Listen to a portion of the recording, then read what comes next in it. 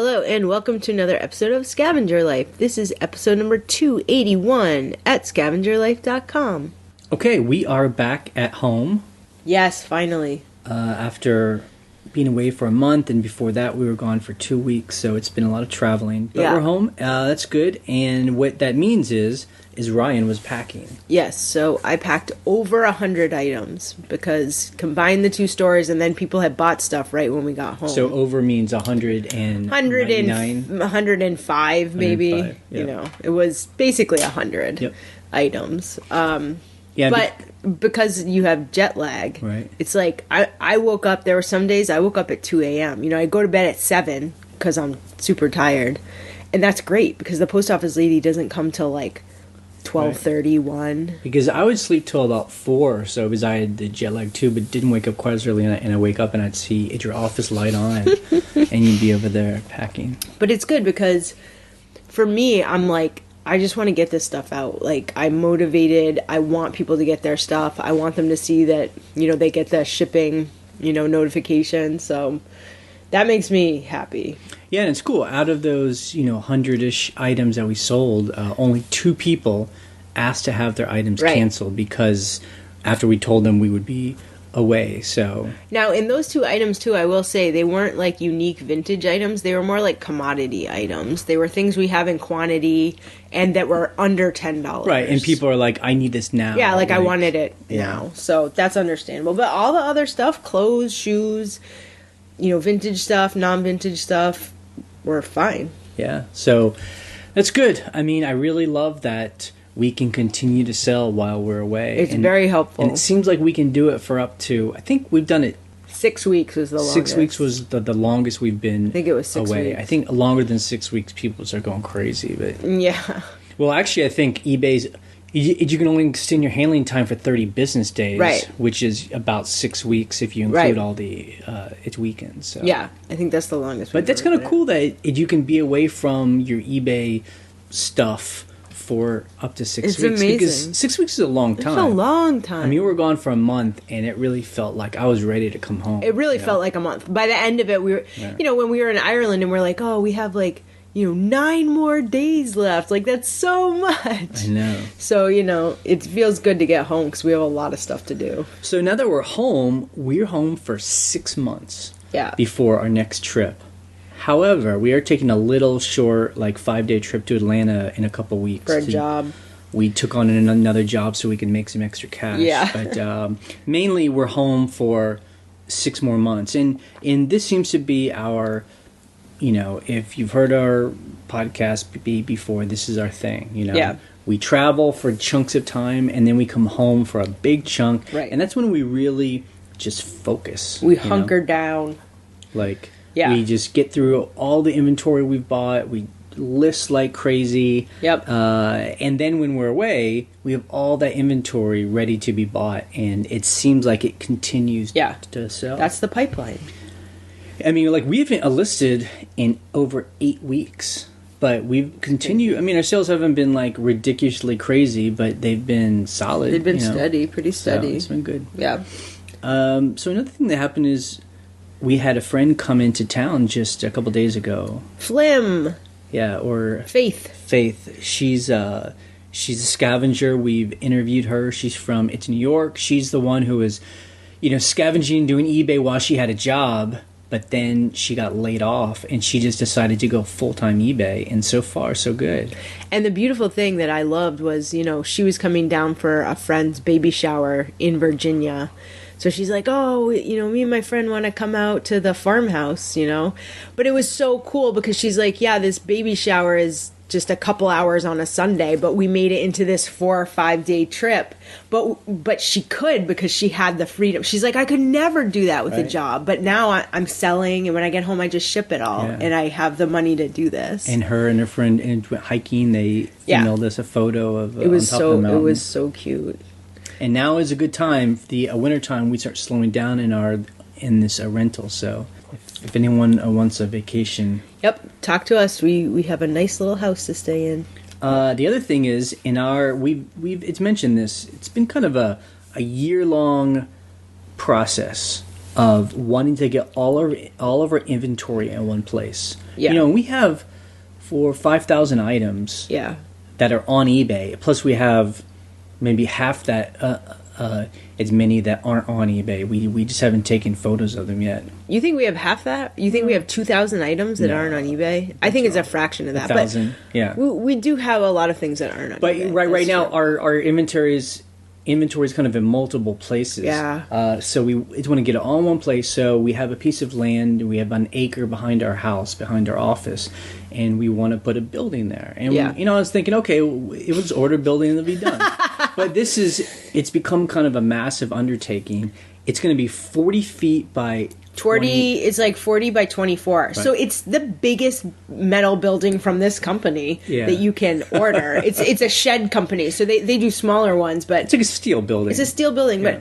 But the part of it is you have to prepare the land and you have to lay a concrete slab. Right. I mean, some people just put down gravel, but we're putting our inventory in there. So Well, but here's, here are the things. Number one is we thought we'd get a smaller building, and then as we kept thinking about it over time, as we're like, if we're going to go through all this process, let's just get the biggest one. We can get. So it's going to look like when you're driving down an American kind of country road, and if you pass by those like steel buildings, and there's often like a business in it. Yeah. It's going to look like that. yeah, it's going to look like that in our backyard. And because the land, it feels flat, but it's not, so we had to hire a guy, an excavator, to come and grade it. Yeah. So he's had to build a level pad and haul in all this dirt. I mean, it's massive. Like, when he told us, like, okay, one part's level, this part up here, but then when you walk, however many 40 feet, it's 3 feet off. Right. And we're like, really? And he's like, yeah. So he had to raise one side by 3 feet, and he does that he has a big dump truck. Yeah. So that's been happening, and then we'll have a concrete pad because we want it to be a solid. Yeah. We're adding value to our property. Yeah. Like, Out here, that's a lot of value. If we ever sold our house, it would definitely be a valuable thing. And the way that we're creating it for our business is there will be a roll-up garage door. So if someone later wanted to use it as like a garage to put cars in or tractors or whatever, totally fine, I mean, I'm sure people are laughing. I bet once we get it, we'll fill it up and we'll need even more space. But Oy. for now, it's going to be really good. We'll get everything in one place, and we'll have room for furniture, For more stuff. some of the bigger stuff that we like. To I mean, buy. the other problem was 2 of our major storage sheds are on the farmhouse property. So, like, right now, we have someone staying for 4 nights. And we don't want to, like, go over there and get stuff. Like, we don't want to disturb their vacation. So you kind of either change your handling time or figure something out, So that's been, over the summer, it was really hard. Yeah. So we're like, we have to invest the money. Like, Yeah. you have to do it. But being scrappy, like that's the thing. It's for us is ever since we started on eBay, it's about doing it as low key, as bootstrapped as possible, where as cheap as possible. not having to invest a lot of money to get started, just to get working. And so we've always, with our stored stuff on our porch and in corners of our house, and anytime we had like a little shed, put it in there. And so, it's getting out of control is what it is. so it's good. We probably won't actually build the building till the spring, Right. Because they don't build them in the it's winter time, and we need the money for something else. But the good thing is, for those of you who know being self-employed, this is a tax deduction. This is a great tax deduction because you are building a storage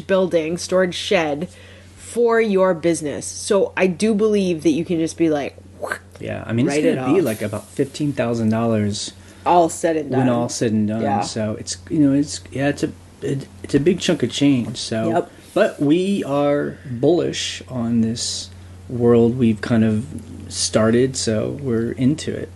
I mean, it has to happen. Yep. And I will say it comes at the exact right time. Anytime we go to over to our other storage areas to get items, this is the first year where it really feels like our storage is getting out of control, you know? Now, the good thing is when we had to pull 100 items, half of them were closed, so that was really easy. But all the hard goods, we found everything. Yeah, no. I mean, we're finding everything, but this is the first year I go in there and I'm like, I really don't know where this is. I'm hoping our system works. Right. And so far it works, but it's still the kind of a system that we could never teach to somebody. It's no, it's very you would not be able to tell someone and where we have stuff was. Yeah. So okay. the other thing is, there was someone on the, before we get into its numbers, there was someone on the blog that came on who asked a good question. She was, or I'm assuming it's a she, said that asked if there was any story from someone who's been destitute. I don't know if that's the right word, but like really in financial bad straits, who then started to scavenge and kind of pulled themselves out of like a big financial hole and successfully then got out of debt and paying their bills and not working for somebody. And, people started to talk, about their experiences. Right. Like when we started, we weren't really in like financial desperation. But so the deal with us was, I was just thinking about that when you were saying this. We didn't have debt, but we didn't have any income. Luckily, we had positioned ourselves where we were not paying any rent because we were staying in a family house on purpose because we were like, but we didn't have any income really. Right. So were just like, because at that time we were freelancers. We had just freelancers. We'd had this business where we were doing video production, video work, and that's kind of what we do. Well, the funny thing is, we were doing video production for nonprofits. So when the economy crashed, nonprofits had no extra money for anything.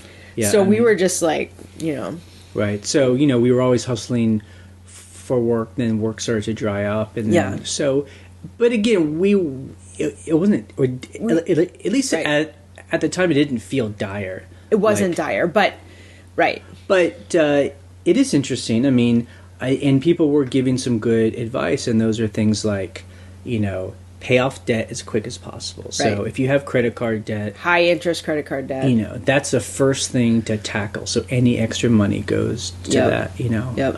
But what was interesting is this person said, the one thing they afford themselves was to eat out a meal every week, like every weekend, for about $30. Now, $30 eating out for two people is not bad. But if you add that up, that's $120 a month, and it's $1,440 a year. So, like for us, if we're like we said when we got home, because we have a lot of expenses coming up, we're like, we're not eating out. Do not eat out. Don't even get a hamburger in town. Like that, we cannot do it. Yep. We have to cook at home. So I mean, a big thing is like cutting down on expenses. And like as Ryan said, we were lucky. There were about 2.5 years where we lived in a couple places for free rent. Right. One was a friend that had an extra apartment, and we like did work on his apartment for some free rent. And then the other thing was my family's home. Right. Got to and live there in exchange for doing some improvements. Yeah. So that's really a big thing. And someone on the blog says, well, not everyone can do that. I get it. Yeah. I feel lucky and privileged that we had that chance. Yeah. But you never know till you actually ask. Yeah. I think that's the big thing. People forget that they can ask family or friends if there's opportunities to either live really cheap or free. And these weren't ideal arrangements either. I mean, it wasn't like the greatest, but I was willing to put up with the hassle of being in these free rent, right? Because that's what we had situations. To do. Yeah. So cutting down expenses is good, and then the other question always comes up is, well, if I'm barely making enough money to pay my bills, and I've cut everything to the bone. Like I don't have cable TV. Yeah, I've got the cheapest cell phone. I'm not eating out. How do I get money to invest in inventory to even list? So here are some good things that other people thought of and we thought of too. If you have extra stuff that you don't need, you should sell your own stuff. Yep. If you have, a couple nice suits that you don't wear for your old job, whatever, sell that stuff. And you might be shocked by what does sell. I mean, right. You might think, oh, nobody wants almost that. Anything will sell. Yeah, you can sell. You can sell anything. And then another thing that I was thinking of was, I see great stuff on Craigslist free, Yep. the free section of Craigslist. Whether it's stuff you can ship on eBay or local stuff. Someone's like, oh, I have this like cool vintage couch I don't want. Well, someone else, if you take better photos and stage it right, will pay you money or for if you're that. willing to wait. Right. You know, and as Ryan always says, if we lived in an urban area, I'd be on we would Craigslist. be buying appliances. There are people who are just getting rid of like really good appliances because they're moving or renovating. Or they're changing the color, and they're like, oh, I have this dishwasher, it's white, I don't want it for free. And you're like, I can sell that for $100 easy on Craigslist. Right. But I'm like, I live too far away. But if you have a situation like that, you can do it. And, you know, obviously it's work, but that's... Yeah, it's work, but... That's the thing. It's always work. Yeah. And the other thing we said was, you know, family and friends. You know, you'd be surprised, again, if you just ask, kind of explain what you're trying to do. You know, I'm trying to make some extra... it's money selling on eBay. Do you have anything I can have? Right. And they'll either, number one, say, well, I've got all this stuff. I'll split the profits. Right. Okay, well, that's okay. You know, we don't like it's consignment, but it's free inventory to you. Yeah. But very often, they'll be just like, Just take this. Take this stuff out of my house. I didn't want to have to even drive it to the Goodwill. I don't want to even deal with it. Just take it for free. Right. You know? You could even do like a Craigslist post. Like, I'll help you clean out your extra stuff you don't want. Yeah. Say that. I mean, like you said, honestly. That might be opening a can of worms. Yeah, true. But you never know. And then the other thing are just all the things we all do. And that is like, if you don't have a lot of cash, I mean, my God, you know, home sales, like at yard sales. Oh, yard sales. You can buy stuff for $0.25. Yeah. I mean, estate sales. I mean, again, it can be very expensive at first. Go on the last day. Purposely go. They'll say we close Sunday at 3. You know what? You go half at 2. price. You go at 2:00, and you'll clean up. Some estate sales do 75% off. They have to get that stuff out. Right. You know? And very often they'll just want to fill your car because they don't want to have to drive it away. To deal with it. Exactly. And then, you know, we talk about thrift stores too. I mean, many of us take advantage of it. They're the smaller independent ones who have bag days because they get so much stuff. They need to move stuff out the door. So they're like, come, it's $5 to fill a bag. And also even Goodwills and Savers and stuff, they'll have like tag days. Tag sales or coupons. 99 cents. Yeah, exactly. Like, so I think of like, it's Fred's, it's premium. He purposely goes to certain thrift stores that have 99-cent tag sales. Just on the, like, and we talked to people of faith who we were talking to just the other day. She was like, I make sure I go on those tag sale days, like, or the, you know, half off days. Like, those are the days I shop. I don't shop on the full price days, you know, because I don't want to pay the full price, and I still find great stuff. So yeah, I mean, and you know, at the end of the day, if you're choosing to like scavenge and make this your life, your job, you got to treat it like a job. So instead of working 40 hours for someone else, you got to put in the 40 hours for yourself. You know, you have to put in the time because it really is about having. There's this gap. Yeah, there's this, you know, bridge that doesn't exist that you have to create between the life of like owing money and having to work for people versus working for it yourself and being financially okay. Right. And you have to bridge that gap. And the only way we've been able to bridge that gap is by putting in the time. That's it. You know, like there's that 6-month period where eBay's new and you don't have anything online and you just have like a pile of junk and you just have to put your head down and list. You know, that's it. And that's why we say, I mean, it's not a magical it's number, but 500 items seems to be the number where we started feeling like, wow, things are selling every day. It's more steady. Yep. Yeah. More dependable. And then the final big thing that we just it's mentioned a week ago was we're building a new website. Yeah. So we're working with a web designer, WordPress guy, and we are redoing the site because we want a lot more functionality. We've talked about this. But the cool thing is we are going to have a forum.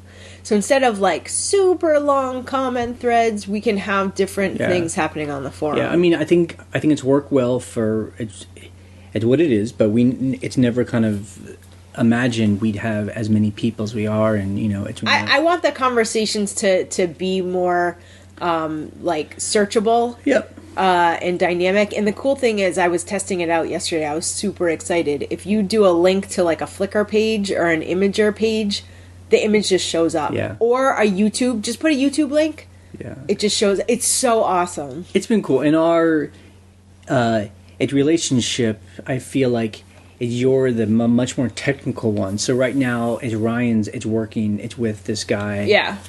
And you're the content. They're person. kind of building it, and then Yeah. Then in about a week or so, we'll probably start to actually kind of build it out. Like put the content in there. But that's cool. Yeah, it's what I want. I want to answer a person, and I want to send them to a link. It's want to have to copy and paste the link, and it becomes a link. Right. Or I just want to copy the address of a video, and it pops up right there in the comment. Exactly. So I'm very excited about that. I mean, this is not new technology. That's like the most basic technology, but we just didn't have that functionality yet, and I feel like people are gonna want to share things a lot more. This is important. This process will only be, who knows, a couple weeks, a month. It's a finite process while it's this guy active for us. If there's something you definitely want to see, or some its function that needs to exist, please tell us. If there's something that... Email us, comment, call us. Yeah, I really want to know, because now is when we're building it. What features... I can't promise it will happen, but we'd love to at least hear what people have to say. There's so many things like that you thought of, like, oh, I want the forum to do this. I'm like, I would never have even thought of that. That's a great idea. So I need to, hear from people. Yep. And if you are part of another forum that already exists, that's cool. That could be for some other topic, but they do something well. Send us that site so we can then mimic it or see if it's possible to do that. Okay, let's talk about eBay for us this week. Yeah, there was big news. Our experience. Yeah. Well, look. Everybody knows, because we were all trying to do work on that one day, there was a DDoS attack that took down the websites of eBay, PayPal, Amazon. Like, Twitter was off. That sucked really bad. If you subscribe to it's Netflix, they have a new show that just came out. What, Mr. Robot? Black Mirror. Oh, Black Mirror. Yeah. I was it felt like Mr. Robot, too. A season, just where, it really is interesting how this, all these big sites that we all depend on were taken down because some hackers or whoever, internet criminals, took advantage of these Internet of Things, these refrigerators and security cameras and thermostats that are connected to the internet but are very poorly... They're not secure. And so they were able to take over all these things to then, attack basically its namespace, Yeah, so that's a bunch of technical jargon, but the idea is these little cameras were sending requests for websites, and if the servers get too many requests, it just no one can access it. It's too much. It's like a brute force attack. But the way I feel about it is like, okay, they'll take care of it. I mean, we all pay a percentage of our profits to eBay and PayPal, and they'll take care of that. I mean, that's their job, to have its redundancy and to deal with all this stuff. I mean, who knows what's going to happen? Like someone said, well, what happens if the internet's down for a month? Like, what are you going to do? It's like, we, going back to how we run our business, it's like we have a couple, it's months of cash to continue paying our bills. Like, if the internet were down, like, how would you even pay your bills? Like, all your online bills? I mean, it's a very good question. That is very apocalyptic thoughts. Yeah. But those, but I mean, I think that's funny though, that people think just like society would collapse if the internet crashed. I mean, our comfort and convenience would be inhibited, but everyone would be okay. Yeah. I mean, it's just the internet. Well, I think also on days like that, you really, really appreciate the internet, because I couldn't do PayPal. I needed to print some labels off PayPal and move some money. Couldn't do that. eBay, I could access eBay, and I actually was making some sales, but the photos weren't loading, so I couldn't list. It's things like that where you're just like, I can't really get anything done. Like, oh, and Airbnb is a huge part of our business. We had people coming from Airbnb, and I'm like, I hope we can contact them. Yeah. Well, I think it just shows how incredibly efficient the internet has made our world. I mean, we were telling our friend this when we were over in Ireland. I mean, I just couldn't have, I was in Ireland when I was 23, 20 years ago. 8 years ago. And it was a different world, paper maps and just no cell phones. There was no internet back then. It was just it was so different. And now we're just like driving along with Google Maps. Our phone is talking to us, telling us where to turn. I mean, we don't know where we are. We're just following this. I'm like, things are being bought on eBay, and we're talking to the people that buy things. We're renting our place back home on Airbnb, and I'm talking to them about how to get into the house. Plus, we're driving to a house we rented on Airbnb. While I'm reading Twitter and just kind of keeping in touch, it's with all my friends. It's just, I mean, that's the kind of world we have now. Yeah. It's just so connected. But if all that was gone, it'd be a bummer, but it's not like the world would like collapse. Yeah, I think best not to think that way. IMHO. Yeah. And then another thing, last time we talked about, we're trying this experiment of not giving its measurements on clothes. Where we just take a picture of the tag that says like large, like men's large, Yeah. And these are modern clothes. And we got a lot of its responses from people that feel very strongly about both sides. That, but it was really kind of tilted towards measurements. You got to give people measurements. It's rude not to give people measurements. It's rude to ignore people who ask for measurements. Right. Look, here's the deal. I'm in between. I really am in between. But okay, so yesterday, all throughout our vacation, this one person was messaging me about this skirt. What's the waist measurement? Waist measurement, like 5 times. Finally, I wrote back, and I'm like, I'm on vacation. I'm away until this date. On that very date, they wrote me. Yeah. What are the things? I sent it to them. Did they buy it? No, they didn't. But I clicked the little box on eBay that says add this to the listing, so you can see it at the bottom. So I'm like, now people can see the measurements. Yeah. So I don't. Oh, so you just do it in the? I think I might go back and put it in there too. It would probably be smart. Yeah, I will. But just I've been so crazy. So we had talked about how since we did this experiment, we have been successfully. People are buying clothes without measurements, right?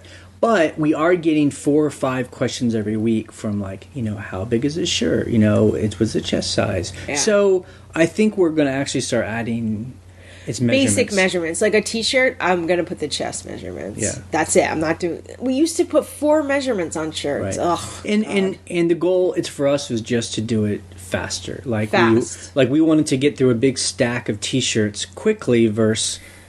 half the time. Oh God, it took so long before. And and we got multiple people say, what I do is I take a measuring tape or a yardstick and I take a picture of it on there. So they're like, I don't even write the measurements. It's part of the process. I just take a photo of it so people can eyeball it. That's kind of a great question. That's kind of a great. That's smart. So we appreciate everyone giving us their feedback. Yeah. I'm not a rude person.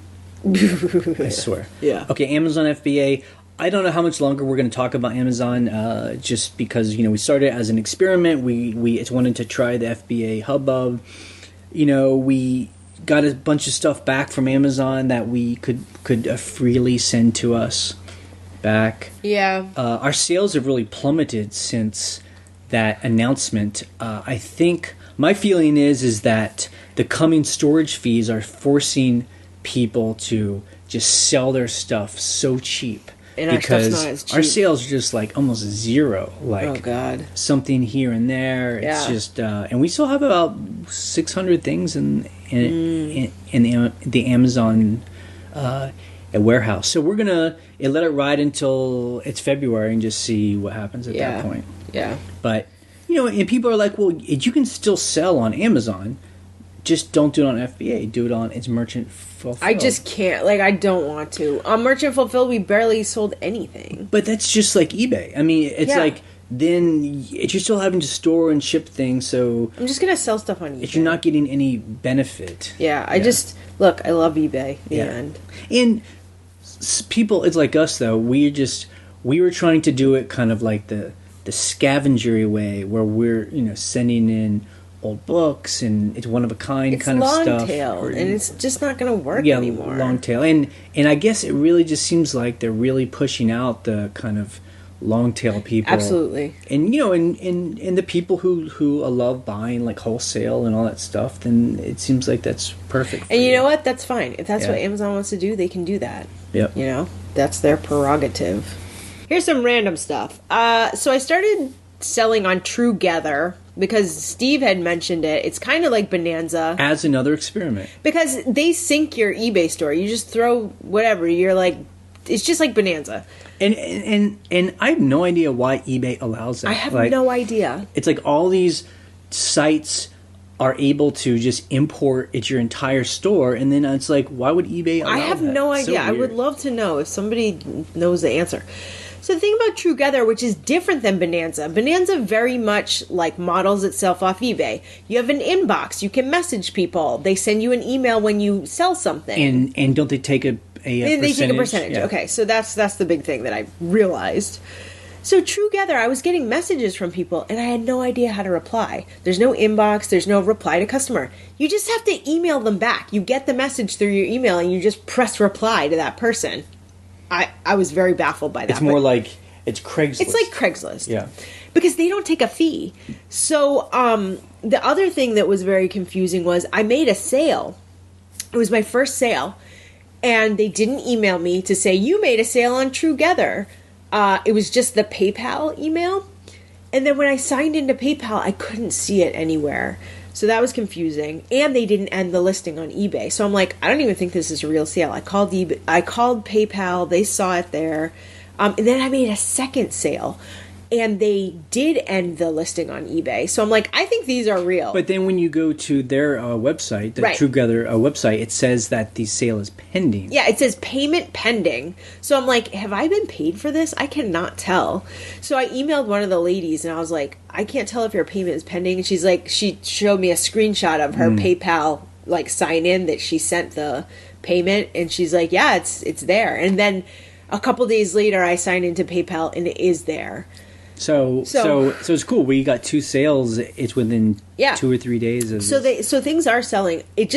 I think the problem was it's a bad seller and buyer experience where you're like, did I sell something? I can't tell.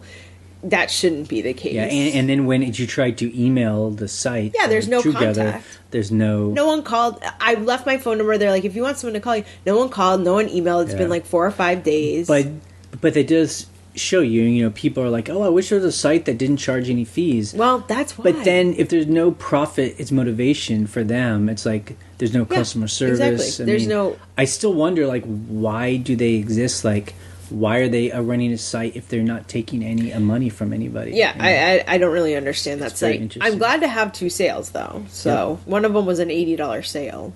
Okay, so here's another issue that I'm having. I had to ship 100 things. And I was getting really annoyed because there were several customers, and we've talked about this before with other people, had a P.O. box. Right. Now, you weren't annoyed at the people having a P.O. box. No. I'm annoyed at this system. They have a P.O. box. The choice they chose for shipping, because it's the cheapest choice for whatever, is FedEx Smart Post. But eBay doesn't let me do FedEx Smart Post. Like, it's just blanked out. You can't do FedEx if they have a P.O. box. eBay needs to fix that. Because the last mile to the post office box is through the post office. So there shouldn't be a restriction on that. You should be able to... So how do you hack the workaround is this. The workaround is How do you hack it, Ryan? This is what Are you an internet criminal? No. What I do, and this has worked every time, is I go in and I change their address. It says P.O. Box 123. What you write is post office... ... with enough room for you to write in the word box. So it's post office ... 123. It lets you go into FedEx. Look, I read this on the forums. This is how I knew how to do it. And then it lets you print it out. So you print out the label for a FedEx Smart Post, and you write in the word box. That works. Number 2 problem with FedEx Smart Post that I had this week. If you're selling global shipping program to the Kentucky warehouse and you use, FedEx Smart Post, the suite number gets cut off on eBay because it's like blah, blah, blah, suite number 200. It says suite number 20. And I just happen to look at the label like, oh, am I putting this on the right box? And I'm like, oh, that's wrong. So they just don't allow enough room? I don't even know honestly, I have no idea. But there's nothing you can do about it except write in the second 0. Right. That's obviously a huge glitch. But the one that I didn't write the 0 on because I had sent it the day before and not looked at it, got to the warehouse. But still, you're like, geez, that's crazy. So please, please, please keep an eye on that. That's it for my FedEx rant. Cool.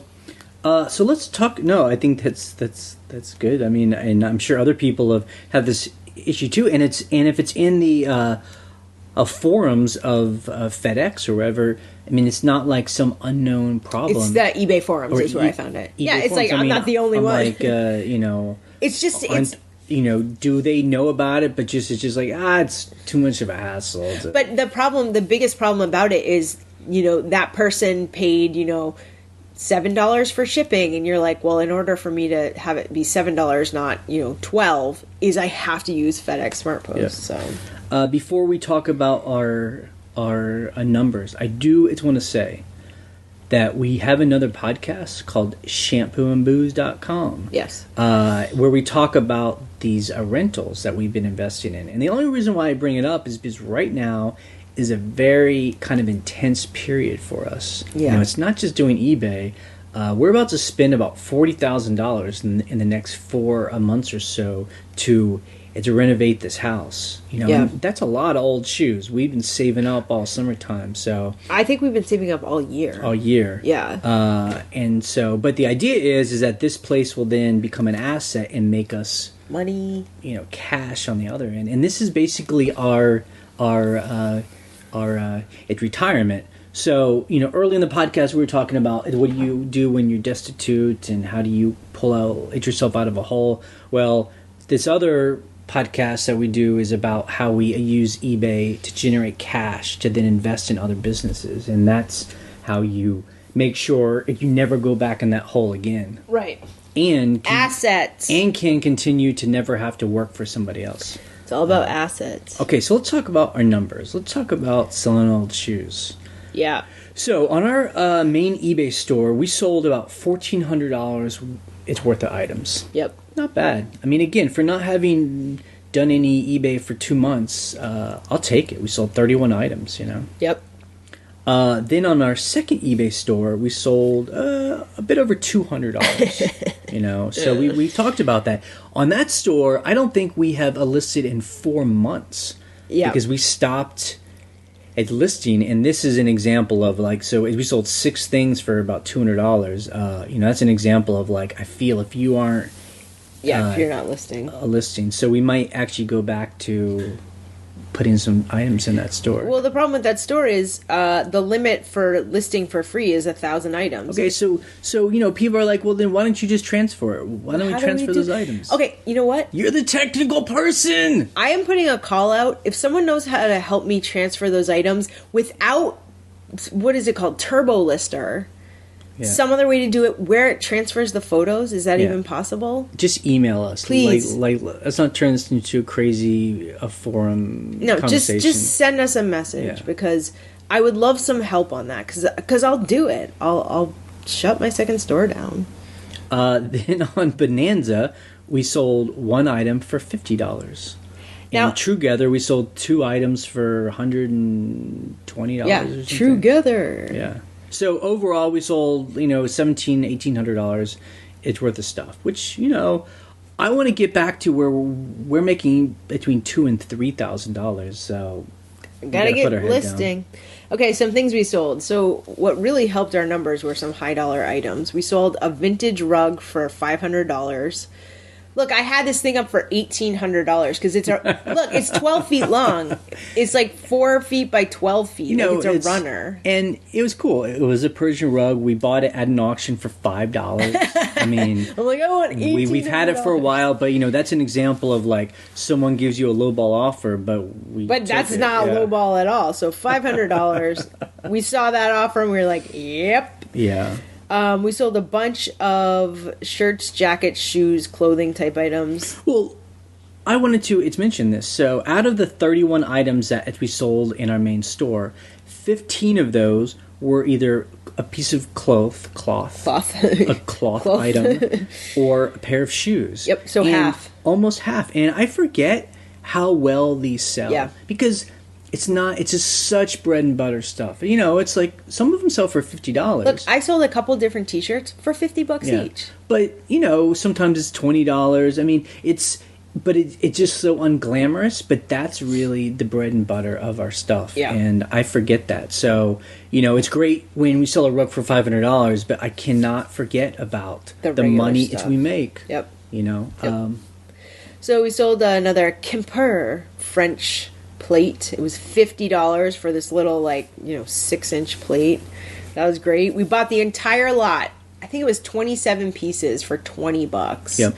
This sold for $50. Yep. I was super happy. It's like one of those stories I'll tell. It's my grandkids. Oh, I was digging around in the back of a store and I found this box. The junkiest thrift store ever, and it was this beautiful box. It was amazing. We sold a lot of items. We were definitely taking offers while we were on the road because we wanted to sell things, and it was just that mood of all this stuff we've had for a while.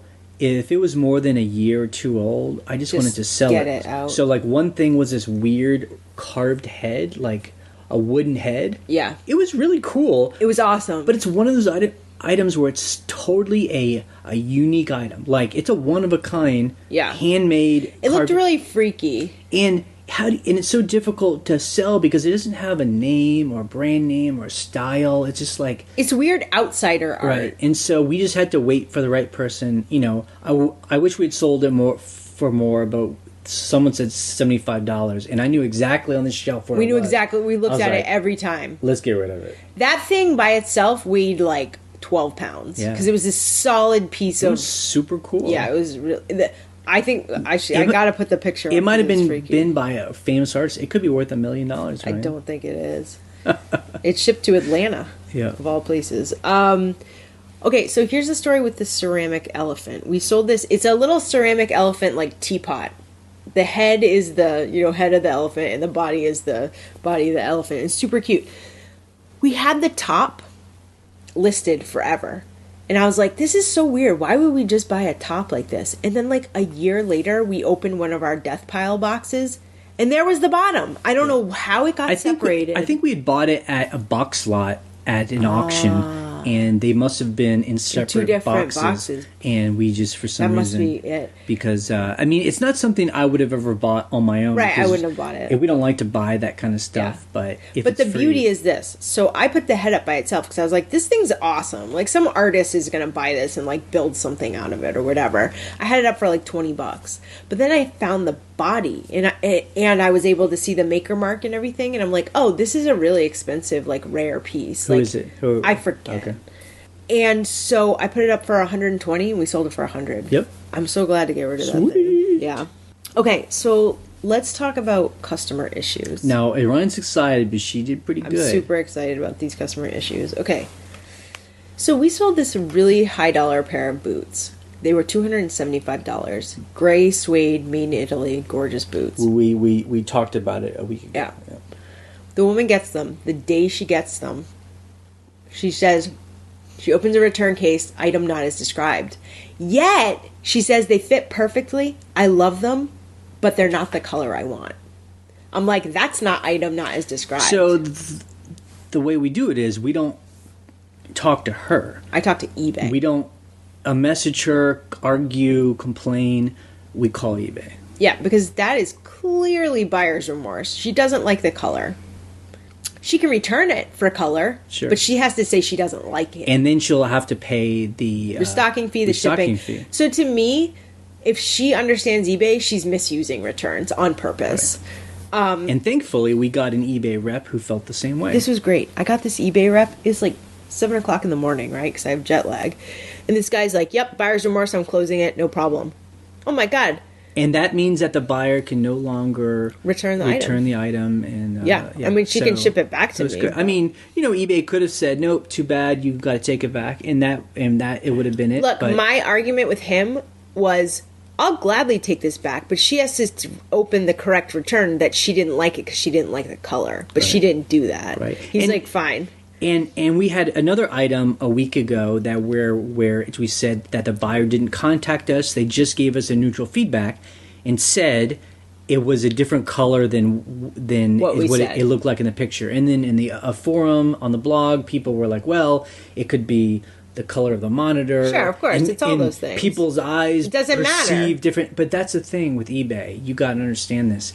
If it's the pictures are the color, and you can't complain to the person that sells you the item that it's a different color because there's a picture of it. Well, here's the deal. That's irrelevant. It's not like she was saying the gray boots she bought were orange. She was like, the tint isn't right. And eBay makes an exception for sellers for that. They're like, they can't say that. But my point is, so that other item that we got a neutral feedback on, it's Ryan when she got the one case closed, she brought up the neutral feedback, and he was like, yep, same thing, and closed that and took away the neutral feedback. Now, you will all remember, just real quick, that they would not close that neutral feedback a week ago because I hadn't reached out to my buyer. And I told him, look, I messaged the buyer, I responded to the feedback, I'm happy to take a return for any reason. And he was like, great, I'm glad you did that. I'm closing the neutral feedback. It's gone. It was gone in 1 minute. So that's the funny thing about eBay is sometimes if you get one rep that doesn't, really either understand the rules or don't feel empowered, you can just call again and find someone that does. A rep that, or if you know what the rules are and if you plead at your case in a professional way. I will say that because I don't want people to harass eBay. No, you shouldn't harass eBay. But if you do your due diligence, and that other rep told me, contact the buyer, see if they'll do a return, blah, blah, blah. I'm like, great, I will. And you know what? I know they're not going to do a return because they clearly want to keep the shoes. Right. They're just complaining. So, what we will be doing this coming week. What do? You have a lot to do. So, well, what I'll mainly be doing is, we have a renovation at our second edge rental. We have 3 grown men, talented grown men who are building this thing. Yep. And so I'm going to be over there helping them. I'm basically the schlepper.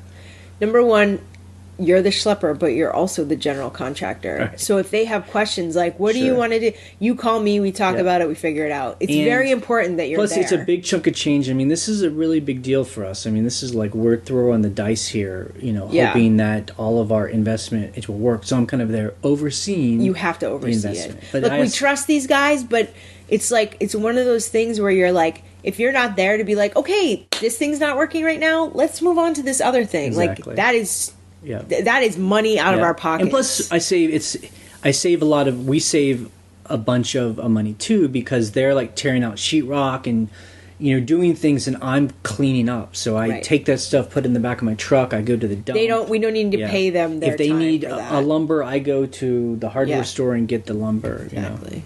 So that's basically it's what I'm doing, and then in between that, I hope to get back to taking photos because I still have. Not as much as it used to, but there's still some death piles that have to get taken care of. Backed up inventory. I have so much stuff to list.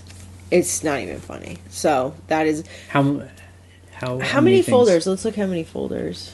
Because this is all stuff I was taking pictures of before as we took a vacation. So there's like 35 folders. Wow. Which each have approximately 20 to 30 items each. Cool. So get listing. Yep. And I have to work on the website and hopefully get our new website started. So those are the 2 main things I need to be doing. Yeah. So why don't we answer its questions that people have called in about? Our voicemail line is 540-407-8486. You can call any time of the night or day. We will not answer. And you have 3 minutes to leave a question or a comment. Hi, my name is Lisa. I'm from Oklahoma, and I just started selling on eBay again back in July. I work a full-time job, 8 to 5, Monday through Friday. I'm a single mom. I have 2 kids living with me at home right now. And, well, before I get into my question, I just wanted to say that I am very, very, very grateful for what you guys have done for us newbies, and I'm sure for people that have been doing it for a while. I mean, you guys have just, you put so much information out there that I'm sure took you a while to experience and learn from, and you just share it with us so we don't have to go through that. And I just want to tell you how grateful I am for that. But my question for you is, I just want to know your opinion, because I am doing this alone right now. My teenage daughter is not really that interested in doing it. She goes to school and she does work at another job. And my question is should I hire somebody to help me list while I'm at work? Because my goal is to quit my job and sell on eBay full time. And I can't stress how bad I want to do that as quickly as possible. I'm not a huge fan at where I work. Been there for 3 years, but I'm ready to get. And so here's the problem. I just recently, like this past week, finally got 100 listings up. I come straight home from work and I list. I do it on the weekends. This past weekend, I just organized my store with store categories and kind of making my descriptions better and all that. So I'm not spending all of my time listing because I'm also trying to get things organized before I list so much that I get too behind on, my organization of my store. So my thing is that I know that if I could only have somebody, or if I could do it myself, listing full time, I could that money would start coming in. And I know I could pay my bills with that money. The problem is that I don't want to take the risk on just quitting my job and doing that myself. But like I said, I only have 100 listings, and it would be kind of risky telling somebody I can pay them, but I'm not 100% sure that I could. But I think I could. So I just wanted to know your opinion on that. Right now I've asked my brother-in-law to see if he would be interested, told him to think about it. Maybe just, researching for me some good keywords and stuff for a description, maybe taking pictures. He's good with online stuff as well. So I just want to know your opinion about that. Otherwise, I'm just going to have to be patient, and it's just really wearing me out. But I'm not quitting on this at all whatsoever. So I just want to know your opinion. Thank you so much, guys. Okay, number one, welcome back to eBay. Yes. I feel like the host of eBay. Yeah, that's cool. It seems like there's a lot of people who, I sold back in the 90s and then I quit and now I'm back. I feel that's a good thing if that's what you want to do. So should you hire someone to jumpstart its process? My opinion, get your house in order first. First get your own, a list on your own, 500 items. On nights and weekends. So you're just figuring out. That's not easy, but getting the kinks out, make sure it all works. This whole idea, and this is just our opinion, of hiring somebody and they solve everything. It's just I think if you aren't ready for that, then it'll just become more problems because you're having to fix someone else's problems. And you need to figure out how your them. system works first. Right. It's not like you're going to hire. I mean, maybe you could, but most likely you'll hire someone that doesn't know it's what they're doing. They depend on you, and if your process is still a little clunky, it's just going to be clunky on top of clunky. Right. But I could be wrong, and if you figure it out, I'd love to hear how you did that. Yeah. Because there are people who do successfully hire people to list for them, but. Yeah, I don't know. We haven't done that yet, so we are not versed in that world. Yeah, but the big thing is just crank it out on your own. Some people even, on lunch breaks will list stuff. We know a lot of people that do that normally. Just that's their process. And do the numbers too, like how much money are you making now? How much expenses is it to get to work and buy clothes and buy food? You might be surprised that you might not need to earn that much on eBay to replace that income after not having to pay for gas and food and all that stuff. Exactly. Hey, Jay and Ryan, it's Shannon. I've called before. I'm the girl who used to work for the bank, and I called about the teddy bear thing. I only wanted to call again because for the past 2 weeks, I've had literally the worst customer issue that I've had in my entire life on eBay, and I'm trying to look on the bright side. I'm going to try to keep the version of the story short, but basically, this guy bought a model airplane from me, and it was made from Franklin Mint. He claimed that it was fake, and I said, I have all the receipts, I have the original packing, and he kept, basically, long story short, he kept changing his story. First he said it was fake, then he said all of these different things, trying to get a return, or trying to get me to pay for the return. I finally said, okay, I had to call eBay. I said, you can return it, but you have to pay for the return shipping. He demanded that I call him, and I said, I'm not going to call you. It has to all be on record. And basically, he called my house and was threatening me on a voicemail for 3 minutes. He goes on threatening me that he's going to ruin my reputation if I don't call him, if I don't do this and that. And he had an entire 10 days to send it back. He had the opportunity to send it back if he wanted to, and he never did. But now, today, the 18 days after the return was open, he went to Staples and sent it back to my house. It smells like smoke. It's broken in like 3 places. It doesn't even look like the same plane. He's trying to lie his way into getting $200 back. But I want to put this out there as a lesson to all people selling on eBay, is that take as many detailed photos as you possibly can. Cover yourself, because the only thing that is saving me in this situation is that I was very meticulous with taking a million pictures of all the angles. I kept all of my records of, receipts and everything, so that there's no possible way that this guy can scam me out of my money, because clearly he's trying to scam me, and it's not going to work. And I just talked to a girl from eBay, and she said this is one of the craziest stories she's ever heard. But that's pretty much all I wanted to call and say, is give advice to everybody that you need to watch your own back. You need to protect yourself. Don't assume that everyone out there is going to do the right thing. And not everyone out there is bad, but just be safe, okay? All right, thanks for everything you do, you guys. Bye.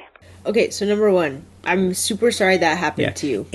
And just to be clear, and you didn't do anything wrong, No. or this isn't your fault. Like, this is just we jokingly say grumpy buyer, but this sounds like a really like a vicious, those kind of really kind of kooky, crazy people out there. Right.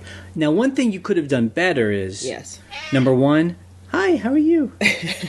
Number one, we never engage in long conversations with people, someone like this, especially. Maybe here and there we'll let them know what's going on, but we don't start arguing or trying to convince. Okay, so part of this is this.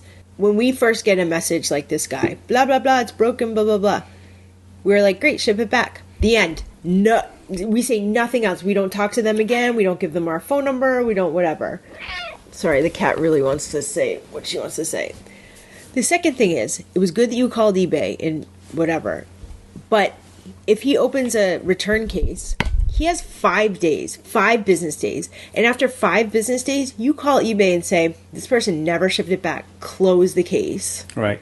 And I wouldn't wait 10 days. And then that's on them. And then if they mail it back to you, outside of eBay, yeah. I mean, honestly, especially a guy, it's like this, I wouldn't do anything. I would do nothing. I mean, the case is closed. He can call eBay all he wants, and eBay, it will be like, why did you send it back to her? Like, that you shouldn't have done that, we just wouldn't do anything. I mean, he's, the whole thing here is like, okay, number one, we're being if you want to be a pro, if someone wants to return an item, eBay has a hassle-free return. They can just mail it back, and they open the case, get their money automatically. So, but if someone wants to be like mean like this, then eBay is not kind to those people, and then you just give them enough rope and let them hang themselves. Yeah, I mean, just like the fact that he kept changing his story, eBay's like, oh yeah, he's like changing his story, like he's admitting to his own fault. Right, exactly. So that's our advice for, people who will write you a message on eBay. This is broken, it's messed up, it's fake, right? You're like, great, send it back. That's it. Yep. And that's the other thing, we're dealing with people on the internet. It could be anybody, people have issues. Some people have bigger issues than others.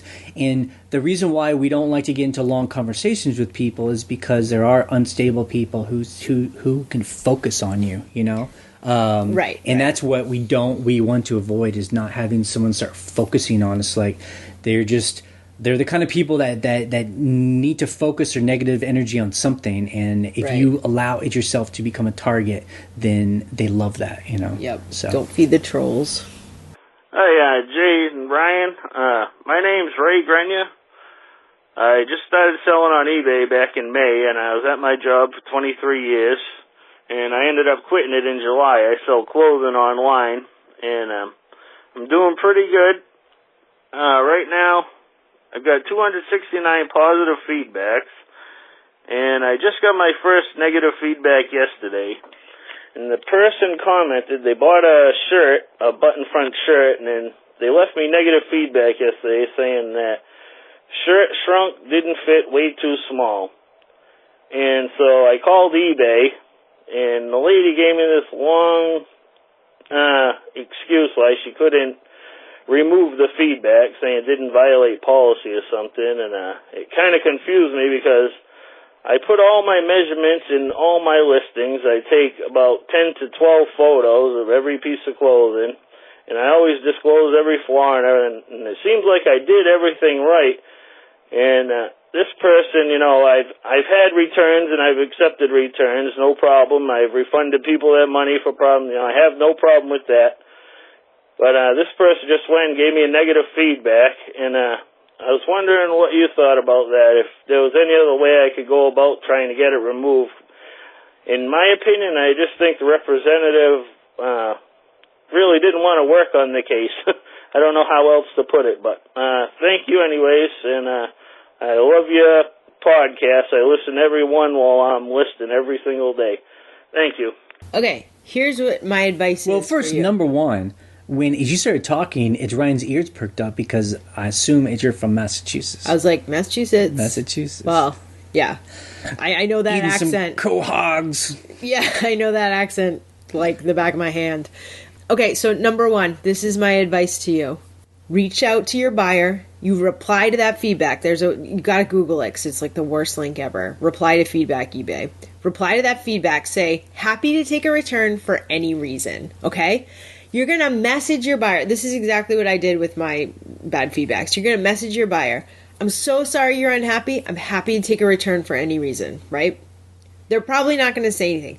Then you're going to call eBay back, and you're going to say what you did and say, look, the measurements are there. I reached out to them. I'm happy to take a return. They're choosing to keep an item they don't want. So why is this person allowed to leave me bad feedback? Because if it was bad enough, they would return it. The second part about their feedback is they said they washed it and it shrunk. Well, you're not responsible for the way they clean laundry. They could be cleaning something very improperly, and that's their fault that they shrunk their own clothes. You didn't sell it to them like that, So I feel like you have an argument if you take those steps. And so try that. And like we said, sometimes you'll get one eBay rep who doesn't really want to help, or doesn't know what the rules are, or doesn't feel empowered enough to make change. Yeah. So, wait, do what Ryan says, call again. I bet you'll find a nice person. I hope that you do. At the end of the day, though, I know that you're still kind of new, and congrats for quitting at your job. I mean, it's a pretty big deal after 23 years, but if this is freedom to you, welcome. A negative feedback's not going to kill you. It's not the end of the world, and it's really important that you respond to the negative feedback. Yeah. Happy to take a return for any reason. Right, and what Ryan means is that's the public note. You can public. So that way, if it looks at your feedback, they see it's negative, and then underneath it says what what you said. So that way, and don't be combative or anything Just like that. say, just be a pro. This is what I always say. Happy to take a return But for any if reason. you ever have to have negative feedback that there's no way to get rid of it, and we always have some kind of negative feedback. You like just right now, cannot avoid it. Right now, we have one negative and one neutral. It just sometimes it's just inevitable. It's not going to hurt at your store. It doesn't. The whole thing is just to make sure there's no pattern. Make sure you haven't done anything wrong. Which you didn't. That's going to cause you other negative feedbacks. Yeah, exactly. Okay, that's it for the podcast. You can check out the blog at scavengerlife.com for the links we talked about and to join the conversation. You can also leave a question or a comment on something you heard. The phone number is 540-407-8486. We post an episode every Monday morning. On Wednesday, we post a What Sells video to show what got sold and how much stuff sold for. You can subscribe to us through iTunes or YouTube so you always get the latest episode. You can listen to our other podcast about our Airbnb rental business and our new renovations that we're doing at shampooandbooze.com. You can also rent our vacation farmhouse. We link to it on the other podcast site. Come to the Shenandoah Valley. Beautiful, beautiful Virginia. Okay, we're ending this podcast in 3, 2, 1. Bye.